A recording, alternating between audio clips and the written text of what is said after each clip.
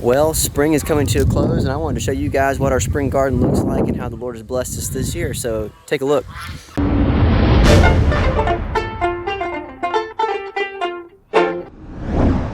She likes to be petted when she does that.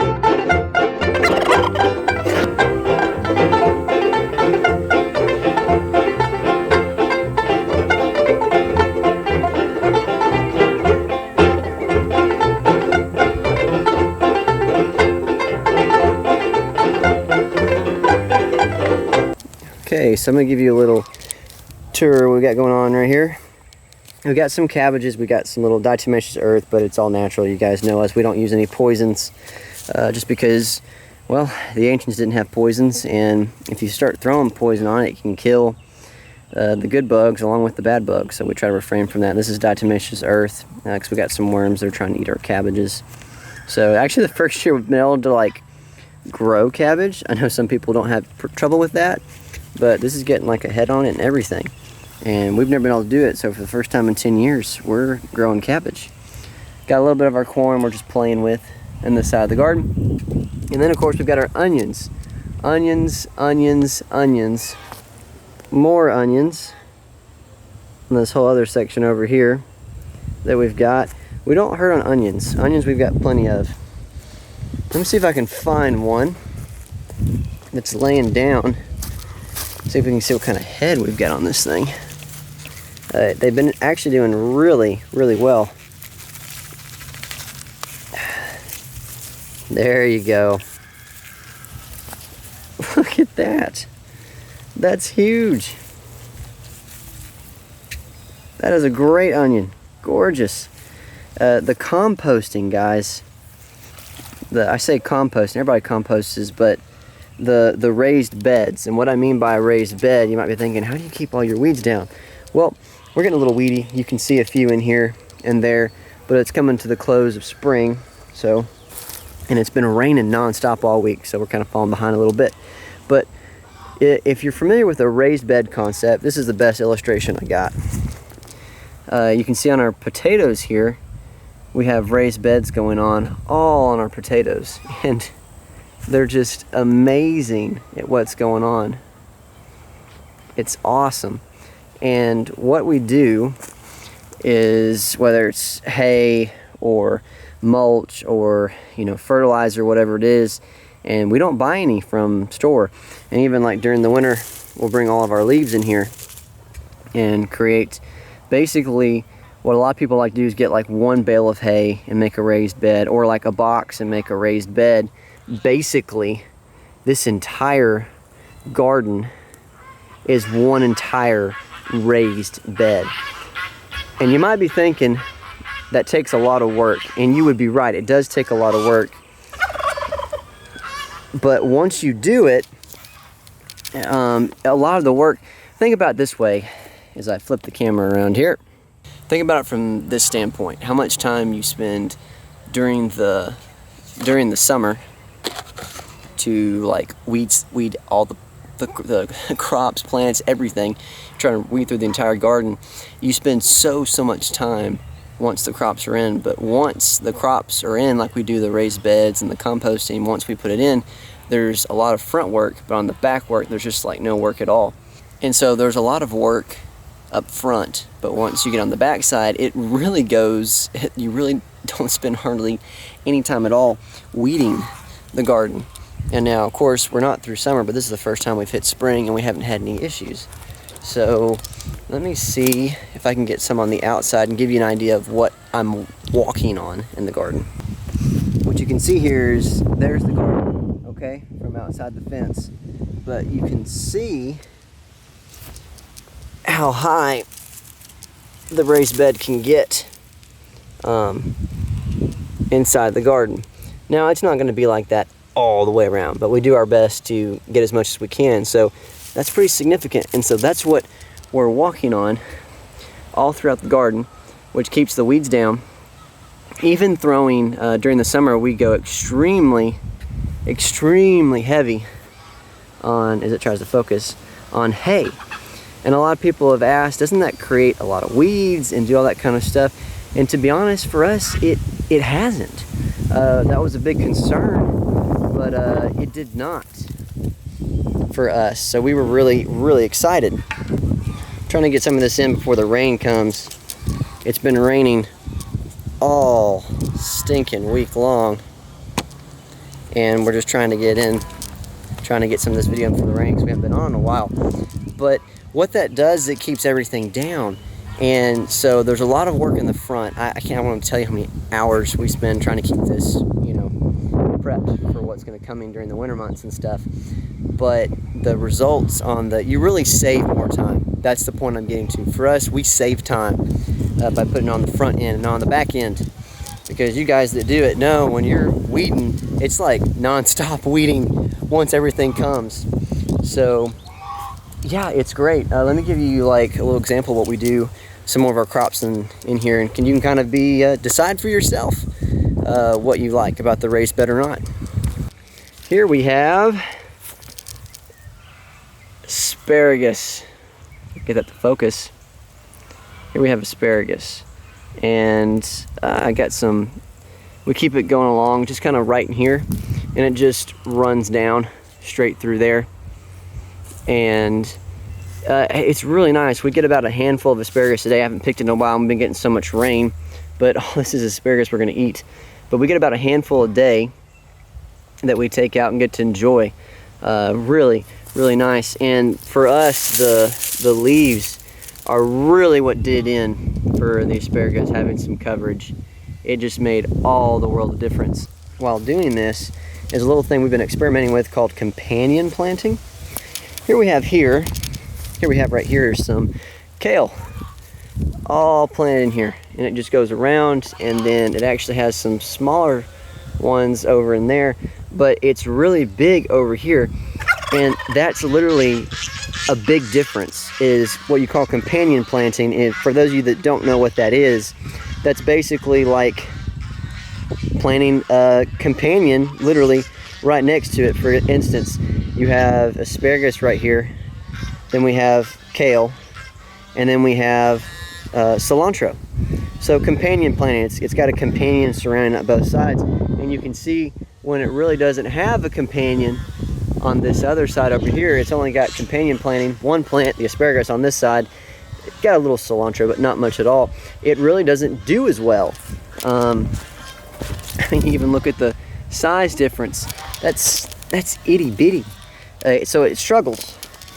But, and believe it or not, you're gonna think that's not that much of a difference, but we just took like loads of kale off on this side.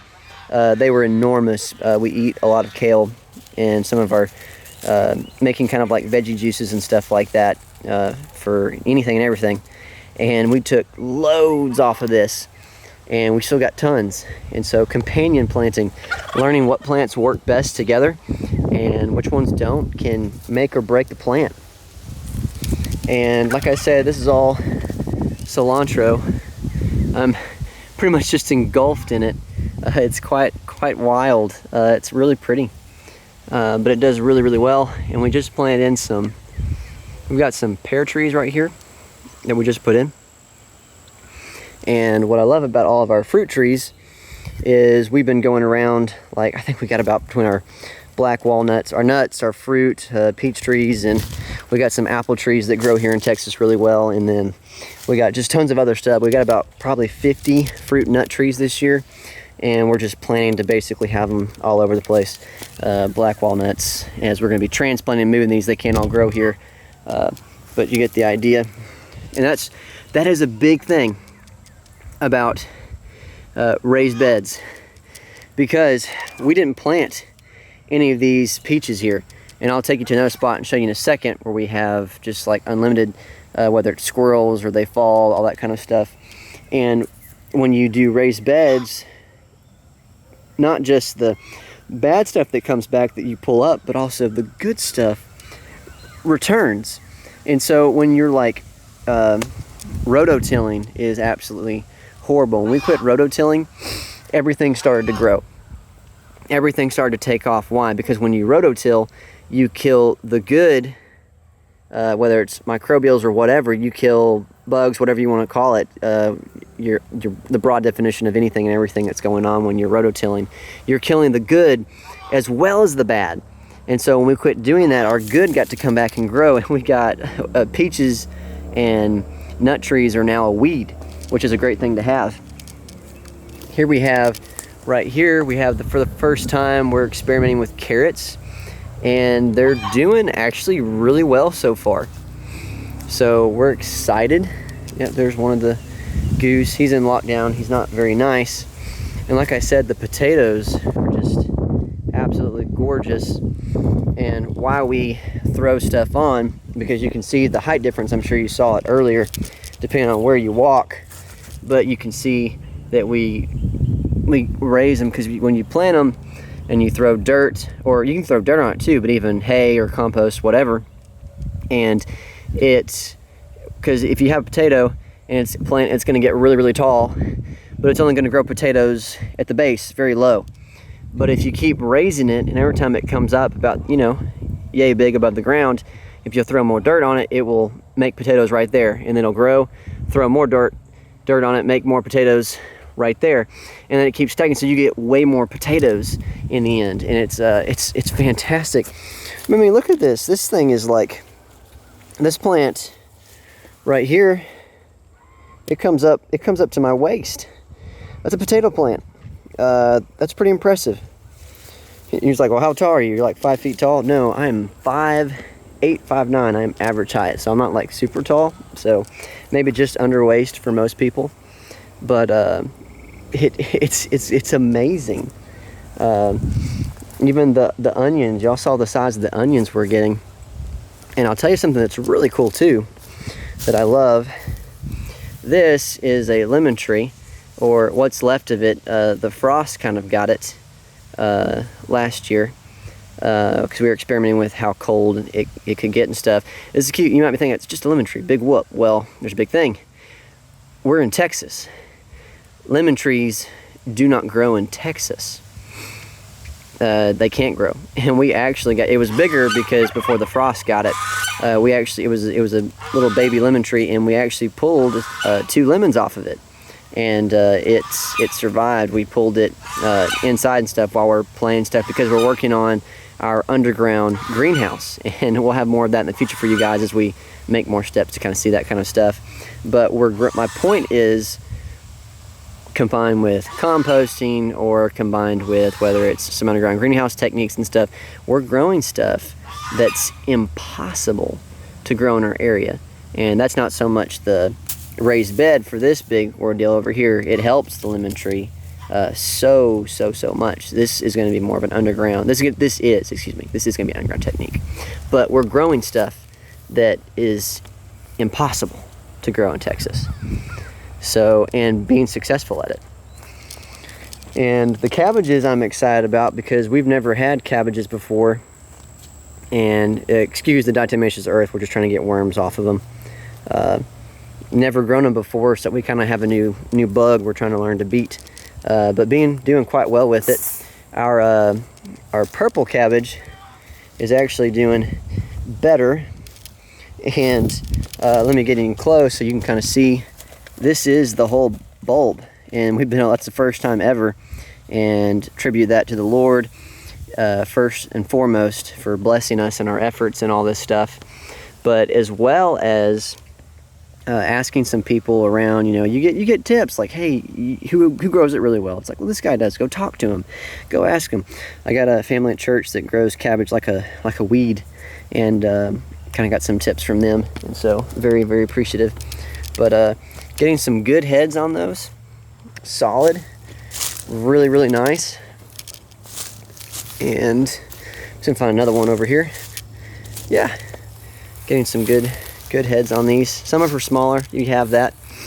Our crops that are actually successful, like onions, potatoes, or among some others that were really taking off, you might be asking, this is the big deal for us, how many of your plants die? How much don't make? When a crop becomes successful, now, trial and error, guys, we've worked so hard to get to do this, and we've got so much more to learn.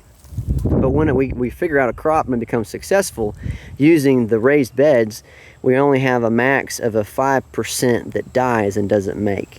That's huge. 5% doesn't make, max. Sometimes we can get like literally 2 or 3% not to make. So it's proven it works really well. It's super, super nice, and we thoroughly enjoy it. Let me take you to some of our blackberries that we've gotten to kind of take off, and these things are loaded. We've got blackberries all around it. They're just, we got enough for 2 more rows. So this is the first time we've gotten blackberries to take off. So, and we need to do some major pruning and attention. We realized that we didn't want to lose our the fruit, the berries, whatever you want to call it. Makes a seed, it's technically a fruit, but I think whoever made that rule is a moron. Anyway, that's my 10 cents about it, take it or leave it. But call something, it's like a tomato. You call a tomato for all the existence of time a vegetable, and some guys after, you know, thousands of years wants to say, oh, it's a fruit. Okay, whatever. Says the guy that lives in a lab. But we've got stuff we got to transplant everywhere. And that's the thing about the raised beds, is if we were tilling and pulling all of our crops and stuff up, you know, to prepare our fields, we would lose all of this. And, you know, right there, boom, there's another one. Boom, there's one. You know, boom, that one fell down from the storm. And then all along the sides, we would be losing all of this. But it stays because of the raised beds.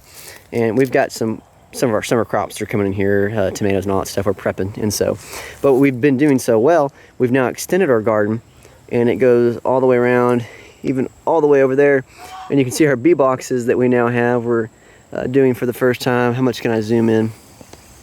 And I'll give you a little, we can look at that over there in a little bit, give you a little closer look. And we're really excited because that's going to help our garden a whole lot. But we extended the garden now to be 3 times the size, and we're working this for the first time, which is why it looks the way it does. But it's going to one day look just like this, being a whole entire raised bed, just 3 times larger. But we've got corn in here now we're just kind of playing with and experimenting with. And we like to do more of an Indian style techniques, where you have your corn, and then you'll plant like some squash, or you'll plant some peas and stuff that put more nitrogen back in the soil. The squash and other stuff, cucumbers, will create coverage for the weeds, and actually can keep the squash and stuff, it's prickly, so it keeps coons and stuff actually off the corn. And it's growing now. We just put it in the ground not too long ago. You let the corn go up first and then that. But my point is, we're in Texas, the area we're in, no one that we can find and know of has actually managed to grow corn just on God's water. What I mean is, you can water it, but you're going to pay a fortune to water corn here in Texas where we are.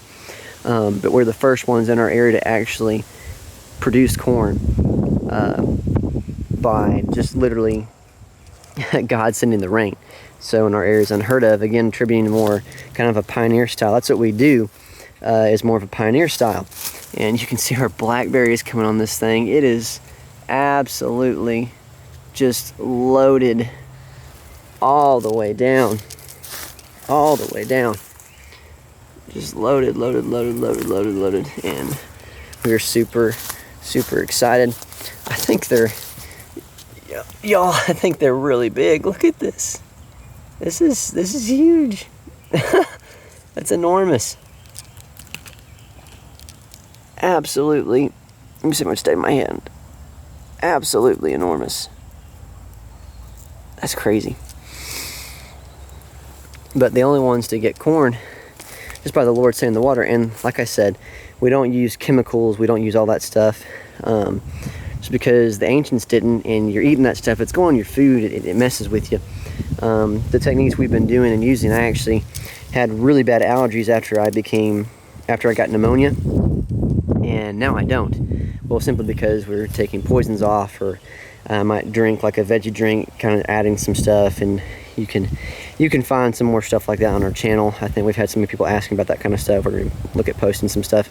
But we've got stuff like that, and my point is, you go less preservatives, less chemicals, and you actually feel better. Now I had like the worst case allergies to like literally none, simply by changing no chemicals on our stuff, going more a Pioneer route, and it's amazing.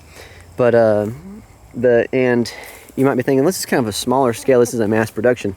Well, when you go more of a Pioneer style, you actually have stuff that comes back and it goes longer. Like, for example, our tomatoes. Our tomatoes that we've got planted over here. Last year in Texas, they typically come around July. Your tomatoes are going to be done. But for us, we had tomatoes all the way into December. That's unheard of. So we literally have tomatoes almost year round. Why? Raised beds and Pioneer farming, more of an ancient style. And for example, right here, this is another example. We didn't plant this. This came back from last year. If we were rototilling everything and ripping up the ground like we do, a lot of people do, this wouldn't come back. Example, another one came back over here. It actually even came up after our big Arctic Circle we had this year in Texas, which first time in, ever, I think 100 years or something like that. Doesn't normally happen. But my point is, good stuff's coming back. Onions we had planted over by the cilantro last year, and onions were coming back up that we would have lost if we had rototilled everything. Let me give you an example. See more black walnut, because we're not rototilling stuff. And here we go. Here we got some of our peach trees. You might be thinking, hey, that top needs some attention. Yes, it does. We're working on it. You guys know the farm life. You always got something to do. Okay, but all of these guys are peaches. Peaches. We counted them roughly. There's around like 30 peaches that we didn't plant. These just came up because of the raised beds. See what I mean? Good stuff comes back, and it's so soft. And even on a super hot day, if you dig down, it actually is still, if that kind of shows on the camera, it's still really wet. Even when it gets super hot and super dry, it's still going to be wet and cool underneath. And we can dig down nearly a whole foot just with our hands. So it doesn't take much at all to do this.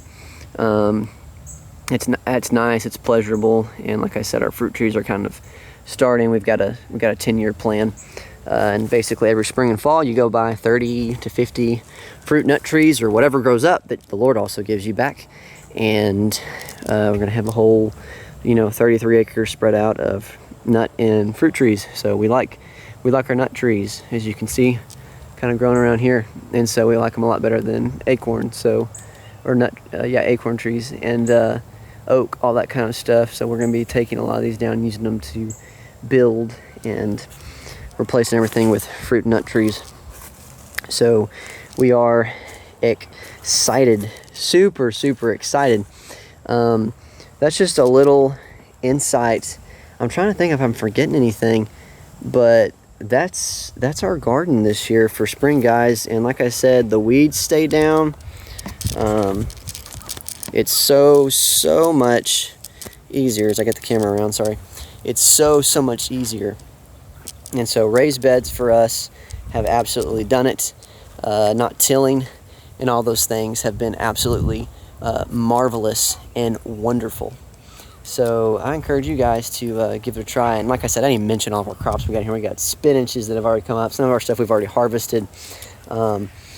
We got parsley and stuff we've never been able to grow before. There's plants that we've never been able to grow before, because it is a skill. Anyone that plants crops and stuff understands it's a skill. But herbs and all these things, and even like I showed you, lemon trees and stuff, plants that are unheard of have been able to grow. Some combined with the raised beds, and others combined with underground greenhouse techniques, excuse me. But my point is, this worked wonders for us, and I hope it helps anybody else out there. I hope it helps, lets you guys kind of see what we do. And if you have any questions, comment below, subscribe to the channel, follow us and our family, and God bless. And big announcement, we don't have any more ads on our channel, so our channel is ad free. And do we lose money on that? Absolutely. We lose a chunk of change on that. But we got tired of the garbage that YouTube was not letting us monetize. Like when they monetize their stuff, they weren't letting us block the commercials and stuff, and they were just like putting a lot of immorality on the channel. and so we just got fed up with it and pulled the plug on them. So if you do that, you can support us at Patreon. Give us a lot more means of support as well, since we get some cuts like that. But we want to make this a family safe environment for you guys to learn as we honor God together, farm, and do a bunch of other stuff in our ministries. And so we want it to be a safe place for you guys. So ad-free on our channel. How many people do that on YouTube nowadays? I want to see it. Send me a link. Send somebody that does it, that has the subscribers nowadays to do it.